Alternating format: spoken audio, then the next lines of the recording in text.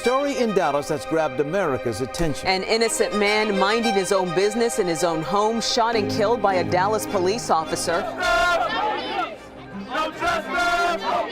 The 4-year veteran of the police department was seen in video that's been circulating quite a bit, purportedly showing her in the moments after she shot Jean inside his house. Come clean.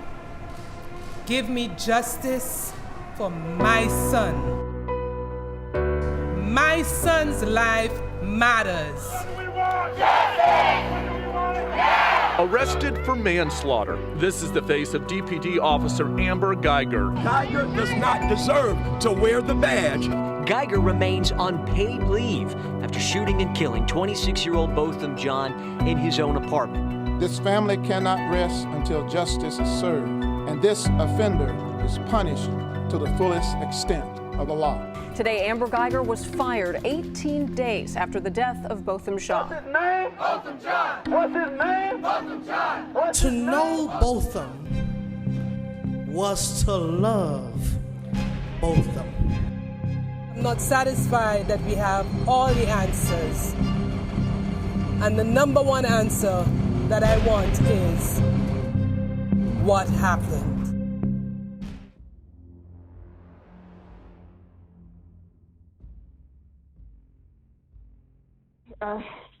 I'm in number. What's your address?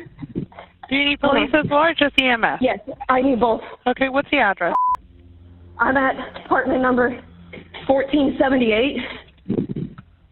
I'm in 1478. And what's the address there? It's 1210 South Lamar, 1478. Yeah. What's going on? I'm an off-duty officer. I thought it was in my apartment, and I shot a guy thinking it was my apartment. Oh my God.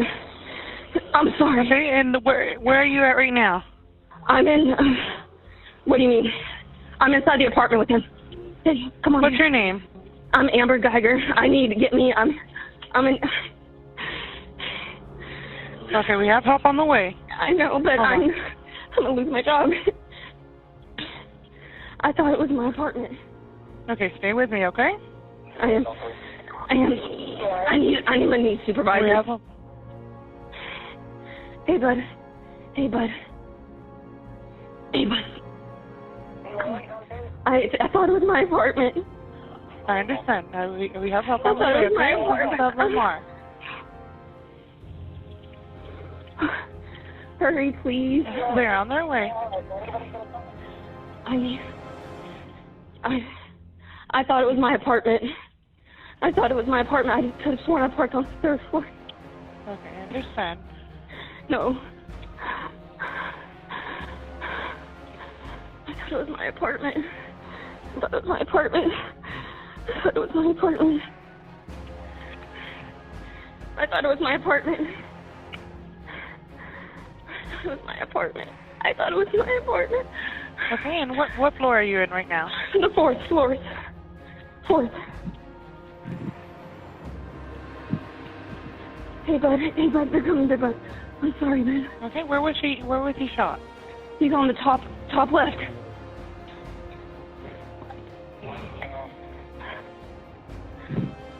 Oh my God. I'm done. I didn't mean to. I didn't mean to. I didn't mean to. I'm so sorry. Hey, bud. They're trying to get there to you, okay? I know.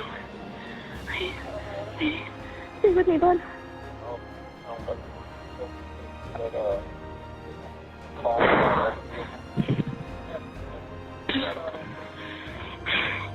I thought it was my apartment. I thought it was my apartment. How did I see this for? I'm so tired.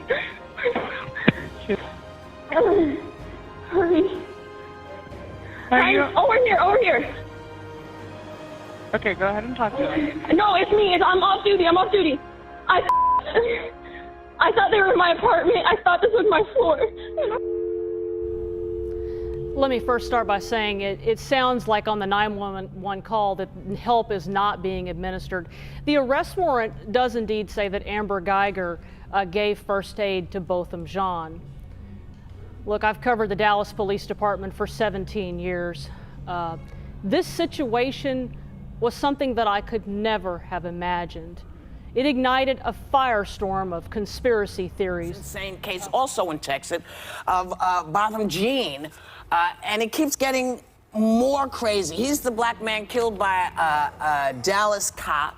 She says she accidentally entered his apartment thinking it was hers and thought he was an intruder. But there are some big old holes in this thing. Yeah. There's so much more that we don't know. And the apartment itself, even going to the door, he had a red mat in front of it. Hers did not. Well, she said she had a bunch of packages and couldn't see it. Couldn't see. But, the neighbors she saw well enough to shoot him twice. Yeah. Well, once she I can't tell you what her motives were. I can't tell you what her frame of mind was. I can't tell you the sequence of events that took place to lead to this tragedy. I can tell you this. That man was home. He was not breaking any laws. Somebody killed him. And because of that, someone should pay the price for it. It's plain and simple. Now, the crazy thing is, after Guyger called 911, they came on the scene. They tried to save Botham. Well, then he died, but she wasn't arrested. This happened on Thursday. It wasn't until 3 days later she was actually arrested in a neighboring county. When she was finally arrested, bail was set $300,000. She bonded out. Right now, she is free. So what in the world is going on there in Dallas? Major controversy there. The city of Dallas, of course, they were actually leading the investigation. Then they shifted the investigation from Dallas to the Texas Rangers. And they said she had not been arrested because she was still cooperating. Okay? Now here's the weird thing. She wasn't on duty. So she shot and killed this man, but they're treating her like she was actually on duty.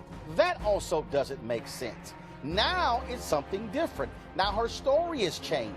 Well, the initial story she gave is that she had issues unlocking the door. He comes to the door in his underwear, opens the door, she shoots him. Her new story is that she stepped in, saw him, ordered him to back up.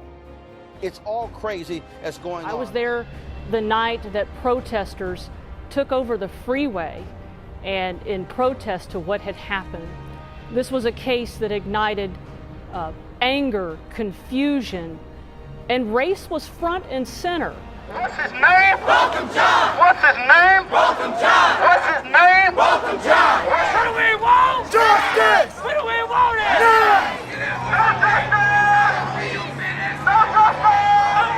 Right now we're off Lamar. If you walk with me, you can see where these protesters are. We've been following them now for a good 3 hours, and they're just basically out here saying that they want their voices heard. Repeatedly, they have been calling Botham Jean's name out here, saying things like they want to make sure that people know about this man for hours. They've been around downtown Dallas, and earlier tonight they met just outside of DPD headquarters, and that is where both members of the Next Generation Action Network and Lee Merritt spoke. They want Officer Amber Guyger fired. They want her charged with murder, and they're also fighting against what they're calling a character assassination against John. So yesterday, a search warrant was released, and that warrant was released on the day of Jean's funeral, showing that marijuana was seized from his apartment. His family calling that incredibly disrespectful that that was released on the day of his funeral. The warrant did not indicate who the marijuana belonged to, but Jean's mother says the information she received about that was worse than the call that she got the morning Friday, September 7th, when she learned that Jean had been killed. 9 protesters remain in jail after police arrested them at the Cowboys game yesterday. They walked with a coffin to draw attention to the death of Botham Jean. Marianne Martinez is live for us in downtown Dallas, where a protest for Jean and those jailed protesters merged tonight. Marianne? Well, Ken, demonstrators here tonight were asking why the protesters who were arrested yesterday are still sitting in jail, even though they were just simply blocking traffic. Now, that's compared to Amber Guyger. Now, she's the police officer who shot and killed Botham Jean. She was in jail for less than an hour. Only in America do you get charged for a Class B misdemeanor and sit in jail for two days. Only in America can an officer kill someone And a person can block a street and get more time than a killer. At first, Dallas police didn't know it was one of their own who had killed an unarmed man in his apartment. I know it's chaotic, but if anybody can get a suspect description or location. Then the details became even more confusing. We're not going to have a suspect.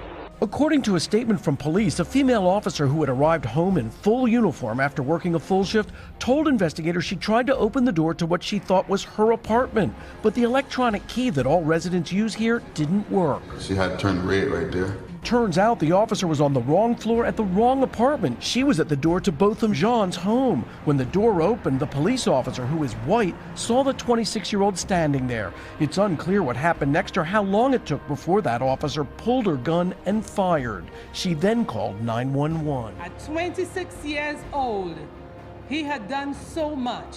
With permission from the family, we are getting a look inside Botham's apartment. It's a typical single man's apartment except for the bullet hole in the wall indicated by an evidence marking more than 6 feet high. There's also a pool of blood on the floor, which we will not show you. There's laundry piled on the couch, and Botham's half-eaten bowl of cereal still had milk in it. He may have been reading one of the many books littering the apartment before he was shot and killed by Officer Amber Guyger. This is video witnesses of Amber Guyger pacing around upset moments after the shooting. Officer Guyger tells investigators she shot John after mistaking his apartment for her own. Guyger tells investigators that after work, she parked her car on the wrong floor, walked to the wrong apartment, and that John's door was slightly open. In her statement to police, Guyger says she gave verbal commands before firing 2 shots. Lee Merritt says witnesses tell a different story. They both heard a knock or a pounding on the door, followed by a female's voice saying, "Open up, let me in." She said the voice didn't sound like an officer command, but sounded like someone who wanted to be let into the apartment. The explanation does not make sense. His mother tonight. If he was a white man in that apartment, would it have been different? Would she have reacted differently? Why is it because he was a black man that she had to act in that way? We want to be, and we will be, as transparent in this investigation as we can be. Dallas police say paramedics drew the officer's blood at the scene, testing it now for alcohol and drugs. The Texas Rangers tonight conducting an independent investigation. I need to look into her eyes and ask her why she did that to my son. She took away my heart. She took away my soul. She took away everything. Everybody is going to buckle down on whatever side they're going to buckle down on. I think that the times that we're living in are pretty racially charged times, in which we're consistently seeing minorities killed by law enforcement and nothing happening to law enforcement when they kill someone. There wasn't a lot of time to react and to plan and scheme what she was going to tell everyone. This was very real. I think the jurors will see it's very real, and she's filled with concern, but she has compassion. She has all the emotions of what just happened, and that a life was affected as a result. Alert now to Texas. The jury has reached a verdict in the case of the former Dallas police officer charged with killing her neighbor, finding her guilty of murder. Casey Stiegel in a moment, but let's listen to this now.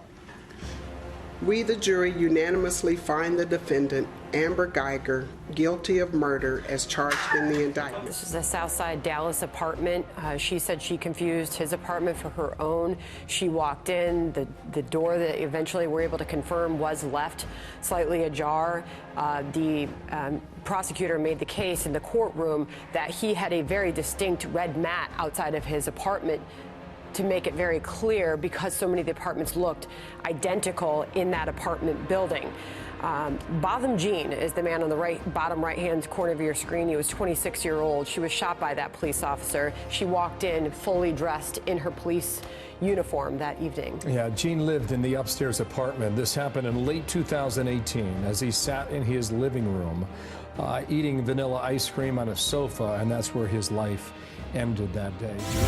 Breaking news in Texas. Dallas jury just sentenced the white former policewoman to 10 years in prison for the murder of her black neighbor. She could have received life in prison. CNN's Ed Lavandera is there for us. Ed, the sentence is sure to be controversial.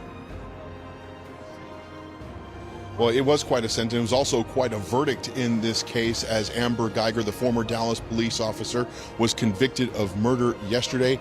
Here in just about an hour's time, the jury sentenced Amber Guyger to 10 years in prison. She'll be eligible for parole in 5 years. The family inside the courtroom was visibly stunned by that number. After the jury had walked out, the prosecutor walked over to the Botham Jean's family and said, "I can't explain that." And Botham Jean's father told the prosecutor, "It's okay, you fought the good fight." Outside, protesters angry about the light sentence in their view. Where's her justice? Amber Guyger gets a chance to get freedom after 10 years. And my son and Botham and other sons are dead forever. We did not get justice, and this is not fair. How many of us is it going to take? There shouldn't be another mother after us. There just shouldn't be another mother. Let's understand the sentence and the guidelines. So let's take a step back, which is you have a very racially diverse jury, mostly women, 5 African Americans, 5 Latina, 2 whites, find her guilty of murder. Not manslaughter. They could have acquitted. They could have found guilty of manslaughter. They didn't do either of those things. In a pretty quick verdict, they came back and they said, this is murder. The most severe. The most severe. So let's be clear that these jurors were not taking this lightly. Then you get to the sentencing phase. Another opportunity for the jurors to take an easy way out. They could have said it's sudden passion. The judge gave them an instruction which would have allowed them to reduce the range from 5 to 99 to 2 to 20. And they said no. We're not going to take that route either. We don't believe that was the case here. Then they came down and they said, okay, what should be the sentence here? And when you think about the facts of this case, the jury clearly believed she could have avoided this, she should have avoided this, that she was responsible, that there were opportunities at numerous points to say, how could this possibly happen? Right. And yet, no one really believes she went into that apartment to execute him. Okay. And so 10 years, whether you believe it's, too little, et cetera, right, it's definitely within the range. It's definitely, within the reasonable range that she could get for this sort of crime. And again, remember, the jurors were there for the whole case. Right. And I like the fact that this was a diverse jury. I like the fact also that they came back quickly, relatively, because it says to me that they agreed. And the there fact, was no persuading right, of others. Right, that there wasn't a major war back then. Right. So all those things together make me say, okay. That sounds like a sentence that makes sense. For myself, I forgive you. And I know if you go to God and ask Him, He will forgive you. But I love you just like anyone else. And I'm not gonna say I hope you rot and die just like my brother did, but I personally want the best for you. And I wasn't gonna ever say this in front of my family or anyone, but I don't even want you to go to jail. I want the best for you. Because I know that's exactly what both of them would want you to do. And the best would be give your life to Christ. I'm not gonna say anything else.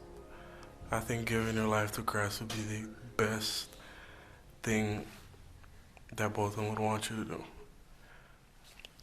I don't know if this is possible, but can I give her a hug, please? Please? Yes.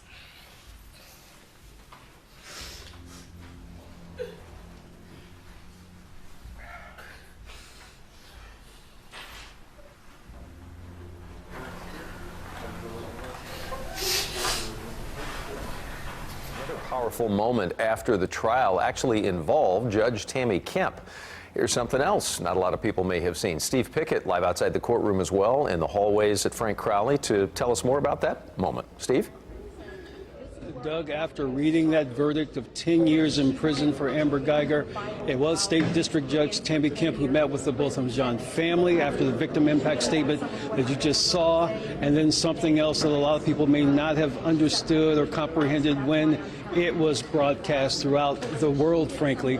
Judge Kemp herself walking over to Amber Guyger.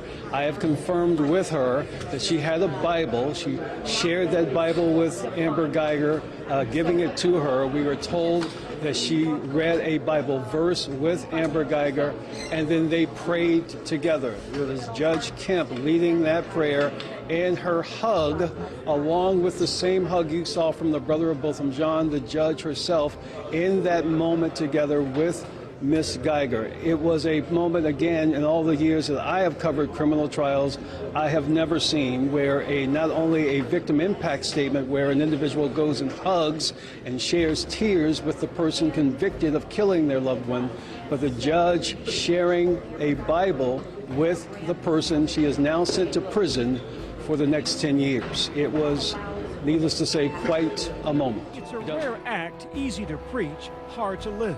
A grace we've seen before. In Pennsylvania, after a gunman stormed an Amish schoolhouse and shot 10 schoolgirls, killing 5. What happened today in the West Nickel Mines Amish school in rural Lancaster County, Pennsylvania, has horrified the country.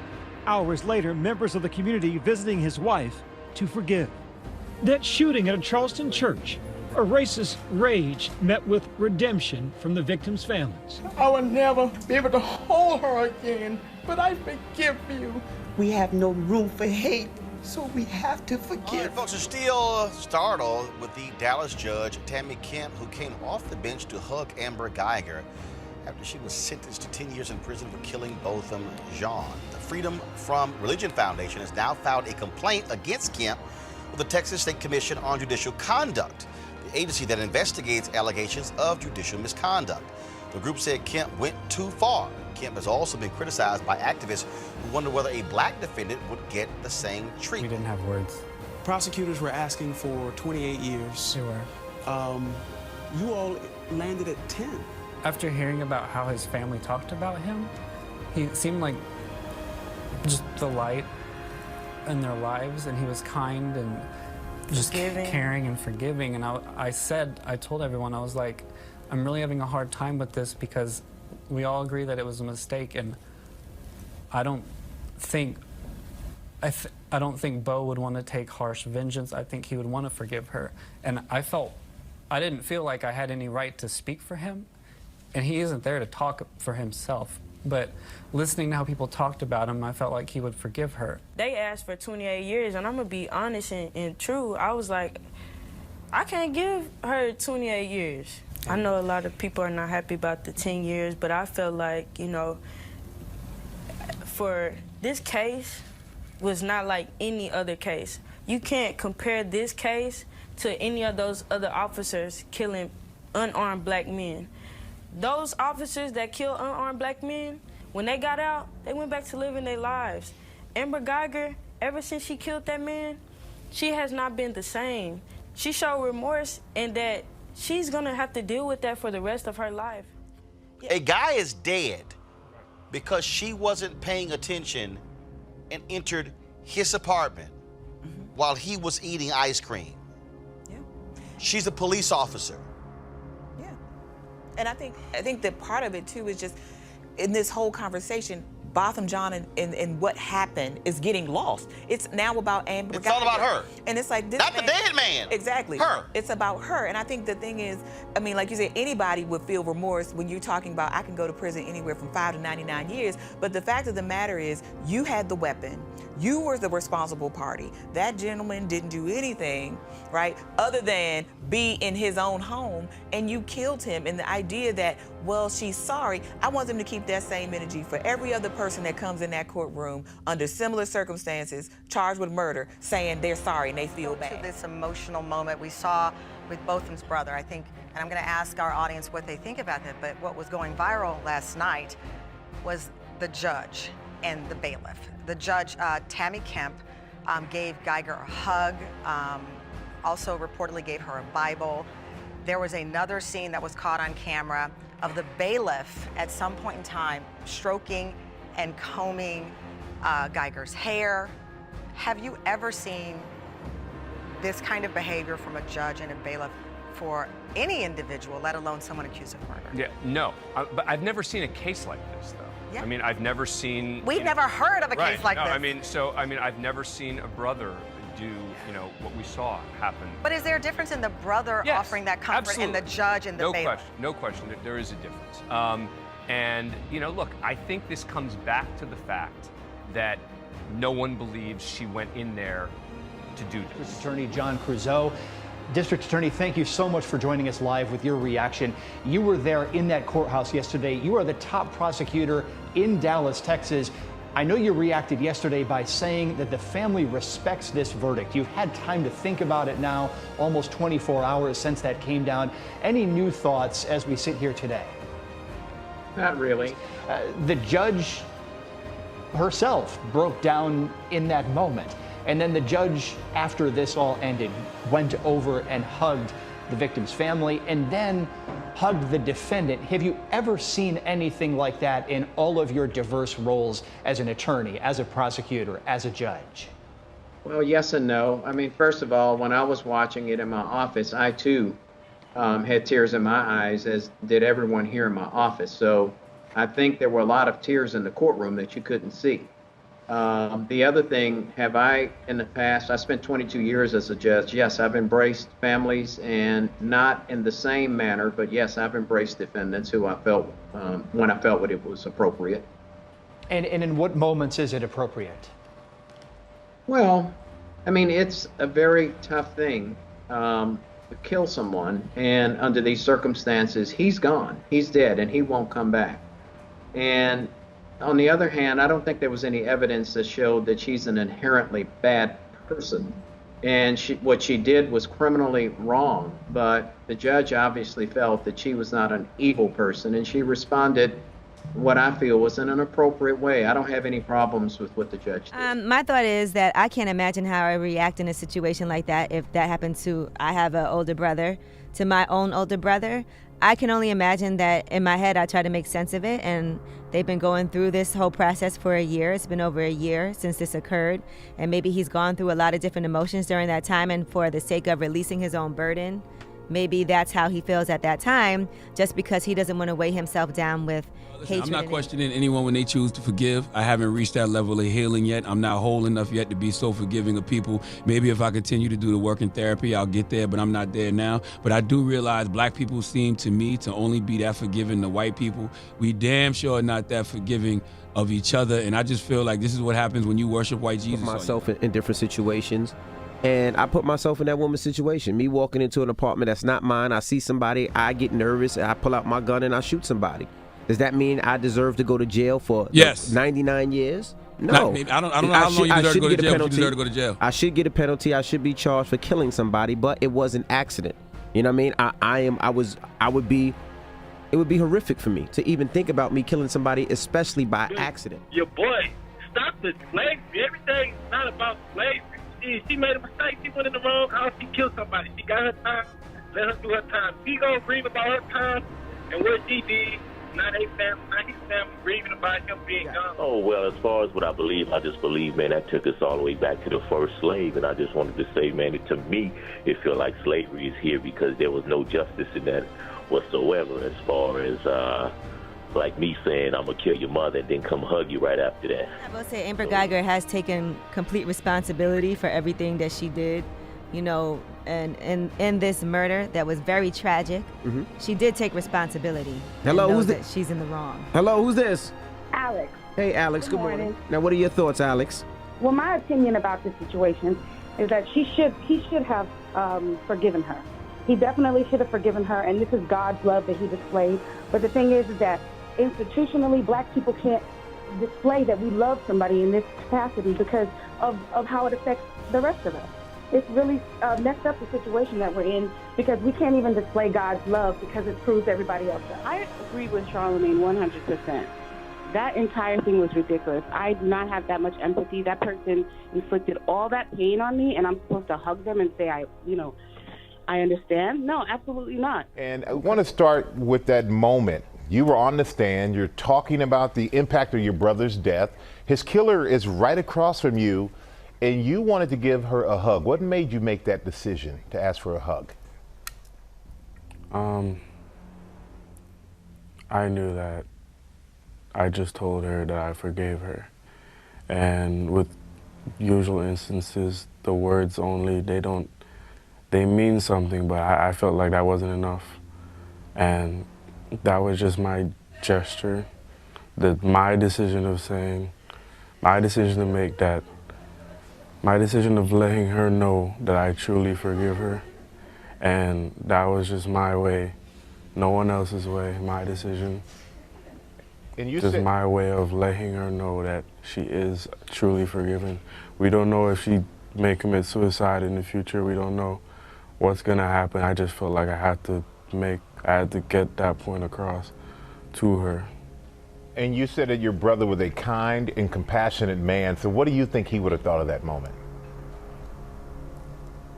I honestly think he was for it. No, nothing else. And we respect that. And there's some people who are not ready to forgive her. So what can you say to those people who are not ready to forgive Amber Guyger? Just like each and every one has steps to get towards actually forgiving. I probably went through those faster than other people. Yeah. Some people went through it faster than me. If you are trying to forgive her, understand that she is a human being.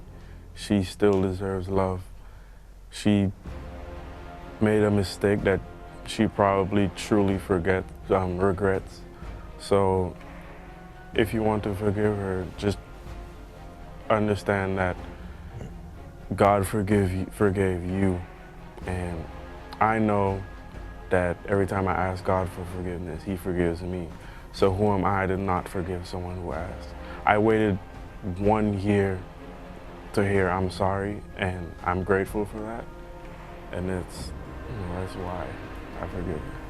And what do you hope others learn from that moment in court? Because, everyone has been talking about this moment. I think there's something there for everyone to take from it. And what do you hope that people learn from that moment?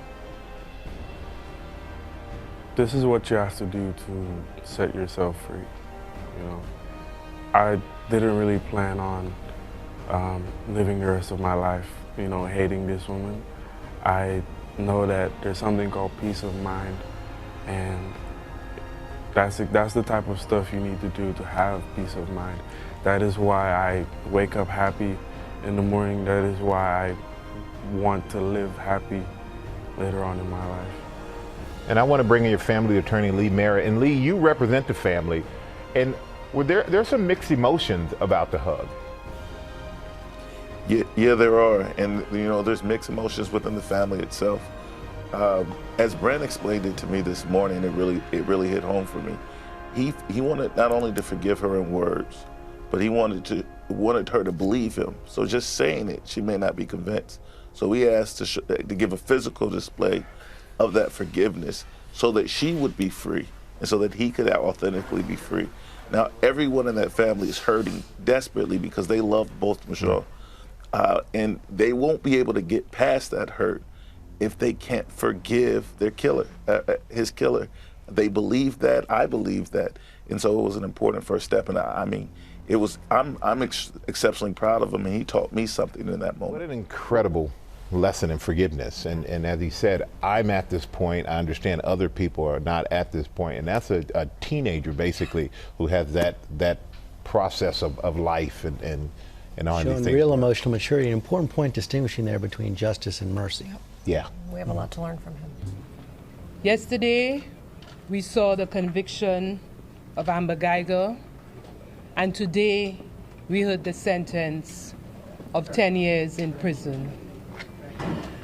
That 10 years in prison is 10 years for her reflection and for her to change her life.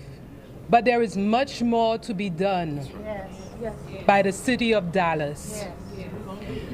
The corruption that we saw during this process must stop. And it must stop for you. Because after now, I leave Dallas, but you live in Dallas. And it must stop for everyone. The contamination of a crime scene that we saw coming out of this case is one that must never happen again. The poor training or the poor use of what should have been training is what we see coming out of this case. That should never, ever happen again. Amen. And if this was applied in the way that it ought to have been taught, my son would have been alive today. If Amber Guyger was trained not to shoot in the heart, my son would be standing here today. He was no threat. He was no threat to her. He had no reason to pose a threat to her because he was in his own apartment, in his sanctuary, in the place in which he paid a lot of money to be in. He paid rent to be there. He had every right to be there in whatever state he was in. Yet still, his privacy was violated. Amen. She intruded on him. She did. And that was not enough. She killed him. That's right. Cold-blooded. Yes, he did. Cold-blooded. Our life must move on. But our life must move on with change. That's right. You gotta fight first. There's gotta be a better day. And that better day starts with each and every one of us. That's right.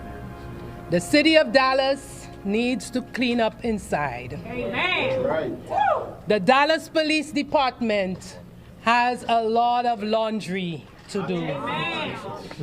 The Texas Rangers need to know who's on board.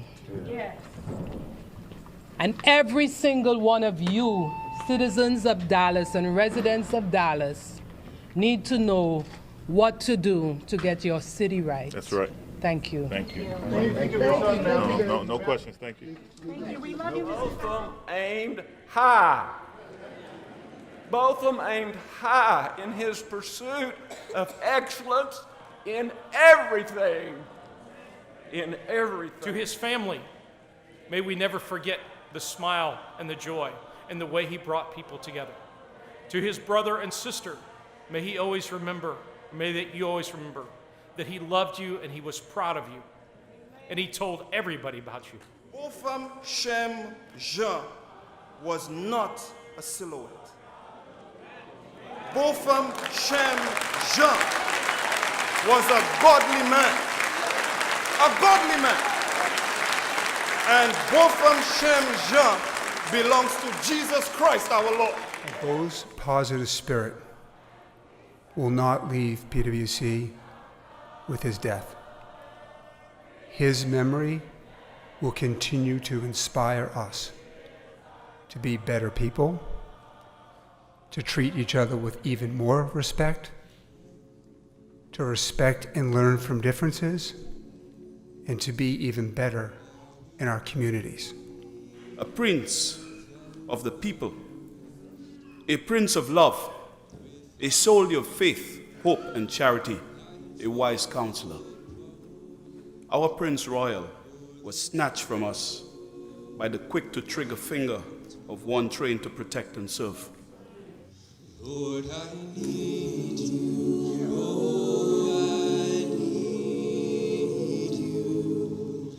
Every hour I need you. You're my one defense, my righteousness. Oh God, how I need you.